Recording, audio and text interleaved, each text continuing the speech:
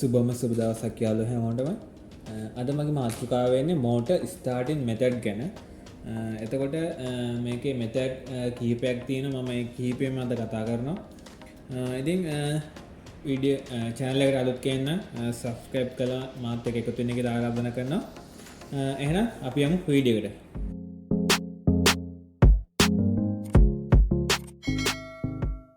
හරි. ඉතින් මුලින්ම කියන්නම් ඇයි මේ වගේ මෙතඩ් එකක් අපි පාවිච්චි කරන්නේ. ඉතින් ඔයාලා දන්නේ නැති ඔයගොල්ලෝගේ ගෙදර වතුර මෝටරේ තියෙනවා. ඊට පස්සේ ඔයාලා මහාන මැෂින් එකේ මෝටරේ තියෙනවා. ඉතින් මේ මෝටර ගැන මම අද කතා කරන්නේ. ඉතින් කර්මාන්ත ශාලාවක එහෙම නැත්නම් ඉන්ඩස්ට්‍රියල් පාවිච්චි කරන ඉන්ඩක්ෂන් මෝටර ගැන තමයි මම කතා කරන්නේ. 3 phase. එතකොට ඇයි අපි මේ වගේ මෙතඩ් එකක් පාවිච්චි කරලා මේ වගේ මෝටරයක් ඔන් කරන්නේ? එතකොට මම කලින් කිව්වා වගේ ගෙදර වතුර මෝටරේ නම් ඔයගොල්ලෝ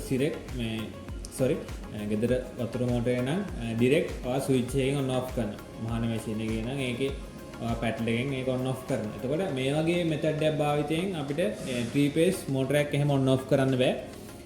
ඒකට අපි මෙතඩ් කිහිපයක් පාවිච්චි කරනවා. ඉතින් මේ මෙතඩ් ගැන තමයි මම කතා කරන්නේ. එතකොට මම මොකද මේ වගේ මෙතඩ් පාවිච්චි කරන්නේ? පළවෙනි හේතුව තමයි මෝටරේ ආරක්ෂාවට. දෙවෙනි එක මේ මෝටරේ මගින් අපේ සිස්ටම් එකට වෙන්න පුළුවන් හානියක් වළක්වා ගන්න. ඒ වගේම අපිට ස්පීඩ් එක වෙනස් කරන්න ඔය වගේ නොයෙකුත් හේතු කිහිපයක් තියෙනවා. ඉතින් මම මුලින්ම කතා කරන්නම් ඩොල් කියන්නේ ඩිරෙක්ට් ඔන්ලයින් ස්ටාර්ටින් මෙතඩ් එක ගැන. මේ මෙතඩ් එක ගැන මම කලින් වීඩියෝ එකක් ගහලා තියෙනවා. ඉතින් කලින් ගෙනාවේ මම මේකේ වයරින් එක. ඉතින් මම පොඩ්ඩක් අද මේක පැහැදිලි කරන්න.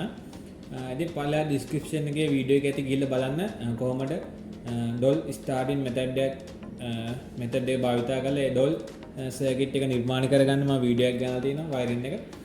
ඉතින් ගිහිල්ලා බලන්න කියලා කියන ඔයගොල්ලන්ට. ඉතින් මේකෙදි භාවිත කරන එක කන්ටැක්ටරයි. මුලින්ම අපේ MCB එක තියෙනවා.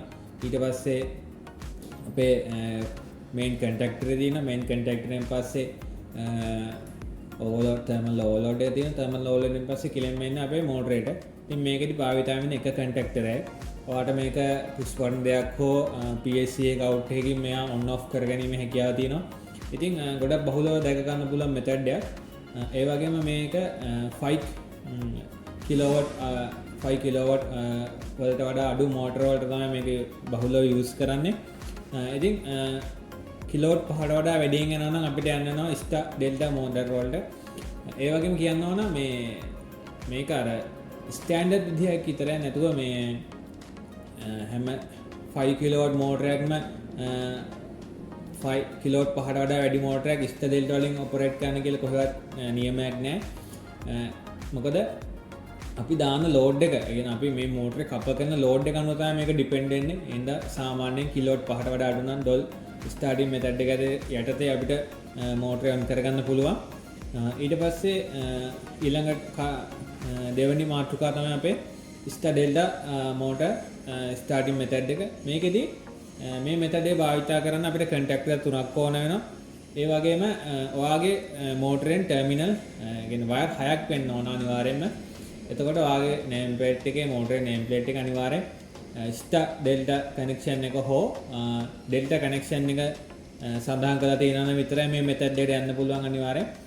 ඔයාගේ මෝටරේ නේම් ප්ලේට් එකේ ස්ටා කනෙක්ෂන් එකක් තියෙනවා නම් මේ මෙතඩ් එකට කවදාවත් යන්න බෑ. ස්ටා නම් ඒ කනෙක්ෂන් එක විතරයි ඔයාට සප්ලයි දෙන්න පුළුවන්. ඉතින් මේ වගේ කරුණු මගේ channel එකේ විතර ඔයගොල්ලන්ට අහගන්න පුළුවන් වෙන්නේ. ඉතින් මේ වෙන channel එකේ මේ වගේ දේවල් ඔයගොල්ලන්ට අහගන්න වෙන එකක් නෑ මම හිතන්නේ. එහෙනම් ගොඩක් අවධානයෙන් අහන් ඉන්න කියලා මම කියනවා. එතකොට මේ මෙතඩ් එකට යන්න මම කියවනේ කිලෝවොට් 5ට වඩා වැඩි නම් ස්ටා ඩෙල්ටා මෙතඩ් එක දෙනවා කියලා. ඉතින් පළවෙනි හේතුව තමයි මේකේ අපි මේ සිස්ටම් එකට යන්නේ ගොඩක් ටෝක් එක ගන්න.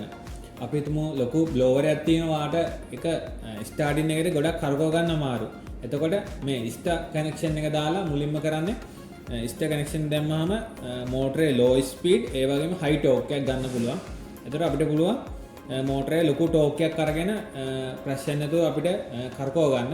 කරකවගෙන අපේ ටයිමර් එක භාවිතයෙන් මෙයා ඩෙල්ටා කනෙක්ෂන් එකට යනවා. ඊට පස්සේ ඒ ටෝක් එක ආරම්භක ප්‍රවේගය ගත්තට පස්සේ මෙයා ලේසියෙන්ම ඩෙල්ටා කනෙක්ෂන් වෙනදට පස්සේ එයාගේ නිශ්චිත RPM එකට ගිහිල්ලා මේ මෝටරේ පහසුවෙන් කරගෙන ඔක් ඩිරෙක්ට් මේකට ඩෙල්ටා කනෙක්ෂන් එක දීලා මේ ඔන් කරන්න හැදුවොත් ලොකු ඇම්පියර් එකක් ගන්න ඒ වගේම ටෝක් එක මදි ඒ හින්දා තමයි මේ වගේ මෙතඩ් එකට යන්නේ අනිත් වැදගත් දේ තමයි අපේ සිස්ටම් එකෙන් ගන්න ඇම්පියර් එක ඒ කියන්නේ ස්ටාර්ටින් එකේදී ගන්න ඇම්පියර් එක අඩු කරගන්න තමයි ගොඩක් මම ඉස්ටා ඩෙල්ටා මෙතඩ් එක භාවිතා කරන්නේ මම හිතනවා ඔයාලට පැහැදිලි ඇති ඊට පස්සේ ඊළඟ තුන්වෙනි මෙතඩ් එක තමයි ඔටෝ ට්‍රාන්ස්ෆෝමර් ඉතින් මේක නම් මම වැඩිය දැකලත් නෑ හැබැයි මම කියලා දෙන්නම් එතකොට මේ මෙතඩ් එකේදී කන්ටැක්ටර් තුනක් ඕන වෙනවා අපිට මේ පළවෙනි කන්ටැක්ටරේ මේ ට්‍රාන්ස්ෆෝමර් කන්ටැක්ටර් ඊට පස්සේ මේන් කන්ටැක්ටර් ඊට පස්සේ ස්ටාර් කන්ටැක්ටර් කියලා කන්ටැක්ටර් වර්ග يعني කන්ටැක්ටර් අපි කෝඩ් කරන තුනකට මේකෙදි වෙන්නේ මුලින්ම ට්‍රාන්ස්ෆෝමරය හරහා තමයි ඒ කියන්නේ ට්‍රාන්ස්ෆෝමර් සීරීස් එක තමයි මේ මෝටරේ ඔන් කරන්නේ මේකෙදි මෙම මේ ට්‍රාන්ස්ෆෝමර් කන්ටැක්ටරේ ඔන් වෙලා ඔන් වෙනත් එක්කම ස්ටාර් කන්ටැක්ටර් එකත් ඔන් වෙනවා මේ ඔන් වුණාට පස්සේ මෙතනින් මේ මෝටරේ එන ට්‍රාන්ස්ෆෝමරේ සීරීස් වෙලා නැන්නේ එතකොට මෝටරේ ලොකු පොඩි වෝල්ටේජ් එකකින් තමයි ඔන් වෙන්නේ එතකොට ස්මූත්ව ඔන් වෙනවා මෝටරේ ලොකු වෝල්ටේජ් එකක් එන්නේ නැති හින්දා ඊට පස්සේ අපි ටයිමර් එක භාවිතෙන් මේ ට්‍රාන්ස්ෆෝමර් එක කට් ඔෆ් කරලා ආයි ඩිරෙක්ට් දෙන්න. එතකොට අර ස්ටාර් ඩෙල්ටා කනෙක්ෂන් එක ස්ටාර් ඩෙල්ටා මෙතඩ් එක වගේම තමයි මේකේ අර ආරම්භක ප්‍රවේගය අරගත්ත ට්‍රාන්ස්ෆෝමර් එක හරහා ඊට පස්සේ ඩිරෙක්ට් මෙයා කන්ටැක්ටර් එක හරහා ඔන් වෙලා මේ මෝටරේ රන් වෙනවා.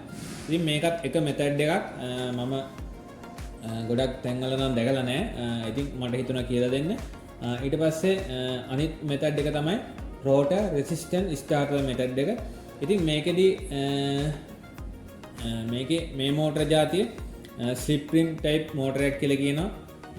ඉතින් මමත් පේන ෆොටෝ තියෙන්නේ ඔය පේනවා ඇති. මේකෙදී අනිත් මෝටර වලට සාපේක්ෂව මේ මෙතඩ් එකේදී ලොකු ටෝක් එකක් ගන්න පුළුවන්.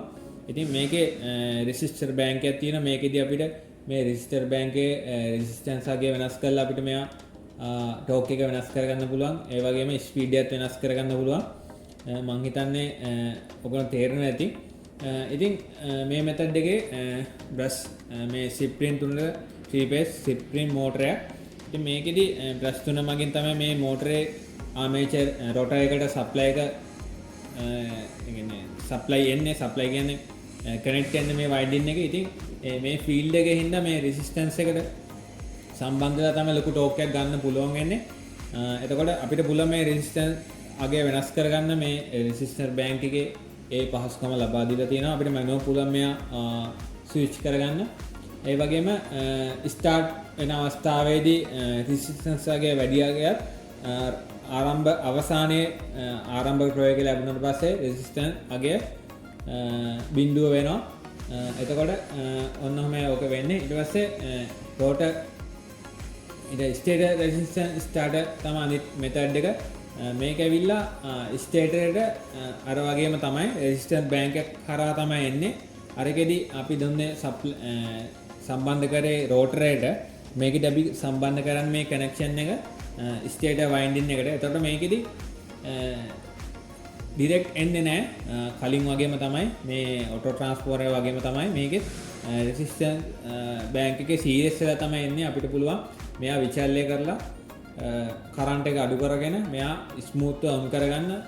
ඊට පස්සේ මෙයා ආරම්භක ප්‍රවේගය ලැබුණාට පස්සේ අපිට පුළුවන් මෙයා රෙසිස්ටන්ස් එක 0 කරලා මෙයා නෝමල් ඔන් කරගන්න. ඉතින් ওই ටික තමයි තව තියෙනවා සොෆ්ට් ස්ටාර්ටර් මෙතඩ් එක. මේක ඇවිල්ලා පොඩි ඉලෙක්ට්‍රොනික ඩිවයිස් එකක්. හරියට නිකන් VFD වගේම තමයි. මේකෙදි වෙන්නේ මෙයා ස්මූත්ව ඔන් වෙලා මේක ඇතුලේ ට්‍රැක් සහිත ඉලෙක්ට්‍රොනික උපාංග තියෙනවා. මේකෙදි වෙන්නේ මෝටර ස්මූත් ඔන් වෙලා ඒ වගේම මෙයා ස්මූත් ඔෆ් වෙන එක. එතකොට මේකේ වැදගත්ම දේ තමයි මේ සොෆ්ට් ස්ටාර්ටර් මෙතඩ් එකේදී ඔයාලට මෝටරේ ස්පීඩ් එක වෙනස් කරගන්න බෑ. නිශ්චිත ස්පීඩෙන් තමයි චලනය වෙන්නේ මෝටරේ සඳහන් පරිදි මෝටරේ RPM එක පරිදි. එතකොට මෙයාගේ ස්ටාර්ටින් එකේදී තමයි මෙයාගේ සොෆ්ට් ඒ කියන්නේ ස්මූත් ස්ටාර්ට් එකක් දෙනවා වගේම අවසානයේදී ස්මූත් ඔෆ් ඒ කියන්නේ ස්මූත් මෝටරේ ඔෆ් වෙලා යනවා. ඉතින් අනිත් මෙතඩ් එක තමයි VFDO VSD මෙතඩ් එක. එතකොට මේකෙදි ගොඩක්ම ජනප්‍රිය මේ මෙතඩ් එක. ඉතින් මේකේ ඔටෝමේෂන් පැනල් වල ගොඩක් බහුලව දැක ගන්න පුළුවන්. ඉතින් කලින් කිව්වා වගේ තමයි ස්මූත් මෙයා ඔන් වෙලා ස්මූත් ඕෆ් වෙනවා. ඒ වගේම අපිට මේකේ ස්පීඩ් එක වේරියබල් කරගන්න පුළුවන්. අපිට ඕන ලිමිට් එක මෙයාගේ ස්පීඩ් එක වෙනස් කරගන්න පුළුවන්. ඉතින් කලින් කියලා දුන්න කිසිම මෙතඩ් එකක ස්පීඩ් එක වෙනස් කරගන්න බෑ. ඒත් මෙතඩ් දෙකක් වගේ තිබ්බා අපිට ස්පීඩ් එක වෙනස් කරගන්න පුළුවන්. රෝටර් රෙසිස්ටන්ස් ස්ටාර්ටර් මෙතඩ් එකේ වගේ. එතකොට මේකෙත් මේ මෙතඩ් එකේ නම් ස්පීඩ් එක අපිට ඕනම ආගයක වෙනස් කරගැනීමේ හැකියාව තියෙන. ඒ වගේම මේකේ ගොඩක් ප්‍රොටෙක්ෂන් එහෙම තියෙනවා මේ VFD එකේ. ඉතින් ගොඩක් කලින් කිව්වා වගේ ඔටෝමේෂන් පැනල් වල තමයි මේක ගොඩක්ම භාවිතා වෙන්නේ. ඒ වගේම සොෆ්ට් ස්ටාර්ටර් එකේදී ස්පීඩ් එක වෙනස් කරගන්න බෑ. ස්මූත් ඔන් වෙලා ස්මූත් අවසන් වෙනවා. මේ VFD එකේ මේ ඔක්කොම තියෙනවා.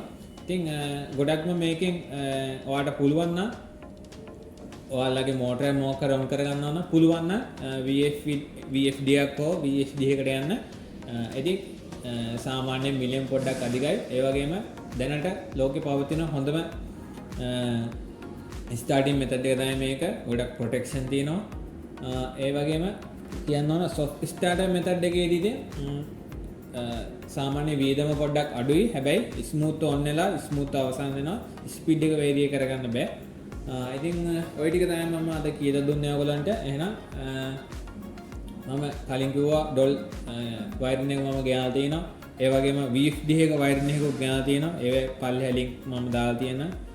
මම හිතන්නේ මගේ කලින් වීඩියෝ එක VFD එකට කොහොමද කනෙක්ෂන් දෙන්නේ කියන එක.